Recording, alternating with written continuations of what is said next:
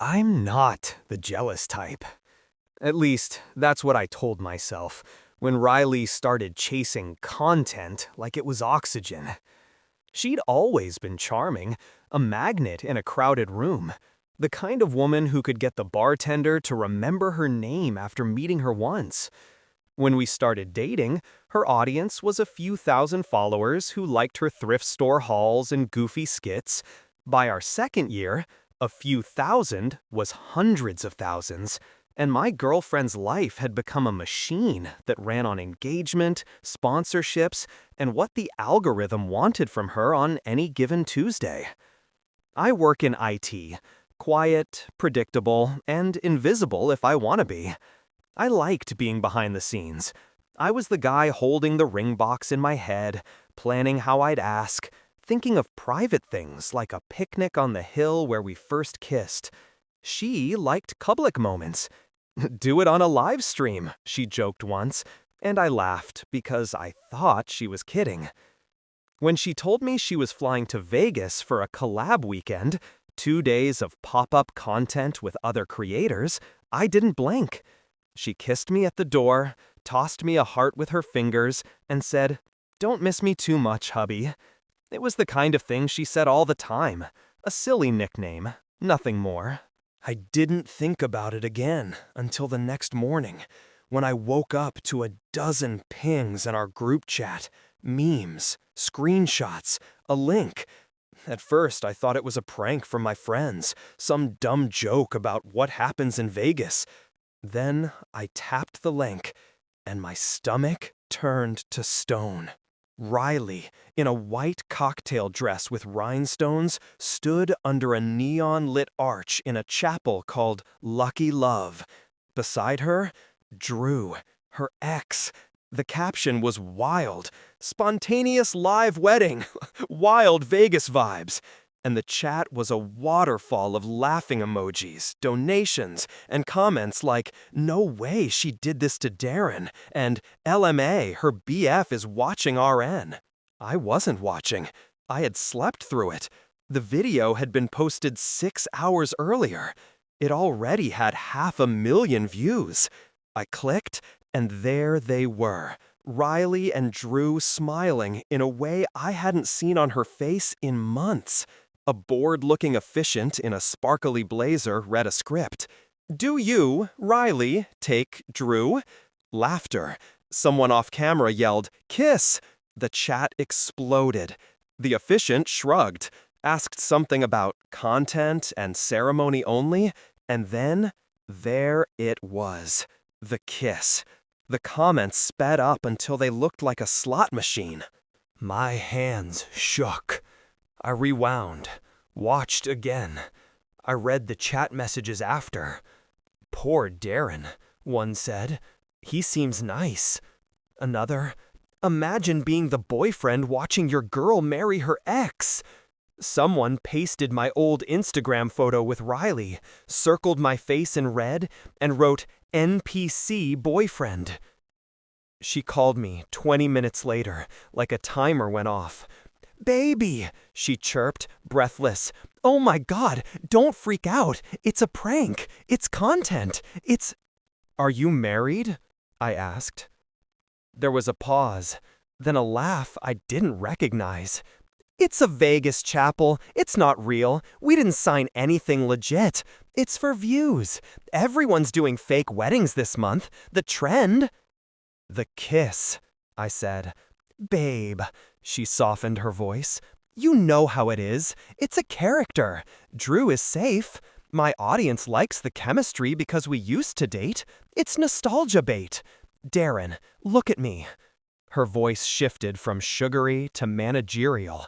"Don't feed the trolls. I'll post a clarification. This is good for us. More heat, more eyes. We'll address the boyfriend narrative tonight on live. Spin it cute. You'll come on. We'll do couples Q&A. Flip it." The way she said, "flip it," made me feel like a prop rolling on cue. I stared at the frozen frame on my phone, her hand on Drew's chest.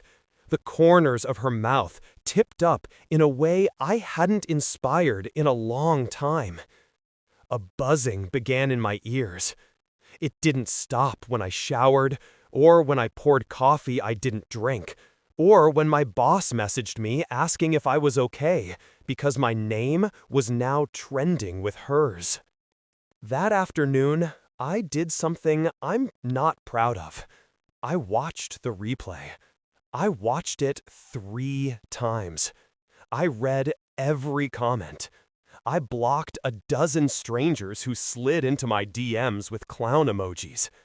And then I noticed something I hadn't seen in my nausea. At 14 minutes after the kiss, Riley interlaced her fingers with Drew's, left hand on top, the way she always did when she felt safe. It was intimate and automatic, not acting, not content. It was muscle memory. At 6, she texted me. Live at 7. Need you here, heart. Building the redemption arc. Redemption arc. The words were a mirror held up to my face, and I didn't like the man reflected there. I put on a black shirt. I grabbed my keys. On the way to her building, I stopped at the print shop on Elm and had them run express prints of screenshots I'd collected, frames of the ceremony, the kiss, the interlaced hands, the donations that said $100 if you say you pick Drew over Darren. I printed the marriage license search page from Clark County that showed a license application in process under her full legal name and Drew's. She hadn't mentioned that part. Her apartment was lit like a studio. Ring lights, a neon Riley Ray sign, a tripod pointed at the couch. She was already live when I walked in. "Here he is," she sang, bright and golden, eyes glittering above perfect contour. "The man of the hour. Guys, be nice, he's a little shy." Comments exploded. "Darren, what king if he stays? L boyfriend if he cries." She patted the seat next to her. I sat. My heart hammered in my throat. Her hand squeezed mine, nails cool and perfect. Into the camera, she said, "Okay, story time. Last night was wild. The internet is freaking out, but we're here to say it was a prank," I said, finishing her line gently. The chat went quiet for a second, sensing a beat, the way crowds hush before the cymbal crashes. She smiled gratefully, thinking I would dance on my mark. I set the stack of prints on the coffee table like playing cards. "Before we get into it, I want to say something," I continued. "Riley, I love you. I've loved you since the night you convinced the karaoke bar to let us sing after closing. I love how you chase your dreams and how you light up rooms. But this thing we keep calling content, it's eating everything good." Her smile froze. A measured laugh pushed through. "Babe, we can talk about that off." I lifted the first print, Riley and Drew kissing under neon. The chat erupted. "Okay, that's," she said. Second print, their hands intertwined. Third, a donation that read, $200 if you say Team Drew. She reached for the stack, but I pulled it back. "And this," I said, raising the Clark County screenshot, "is a license application, not a marriage, right? Except that the clerk's office shows a submitted application with both your names. Processing can happen after, but the application is still an application. The intent." She blinked. For a fraction of a second, shock cut through her makeup. Then the content creator mask settled. "The team handled paperwork," she said lightly. "We submit for a filming permit, and sometimes the system—" "Thank you," I said. "That's what I wanted everyone to see. I'm not crazy. I saw what I saw. And I get it. You're in an industry that eats boundaries for breakfast." I turned to the camera. Hi, Internet. I'm Darren. Real person. Not a punchline or a redemption arc. Before this, I was boyfriend. After last night, I became a marketing angle. She tried to cut in with a joke. He's dramatic, right? She glanced sideways at me with a warning only I would catch. Don't tank the engagement. Don't make me look bad. I'm leaving, I said, voice steady. The chat seized, like I'd pressed a button no one expected. I'm not staying to be the plot twist for more donations. This isn't an ultimatum. It's a boundary. Riley's hand tightened. We can fix this, she murmured, forgetting the audience. Don't do this live. You did, I said, quietly. You did all of this live. Silence stretched. Even the chat slowed, tiny digital hearts floating like ash. She put on the apology face, eyes wide, mouth soft. I'm sorry, I messed up.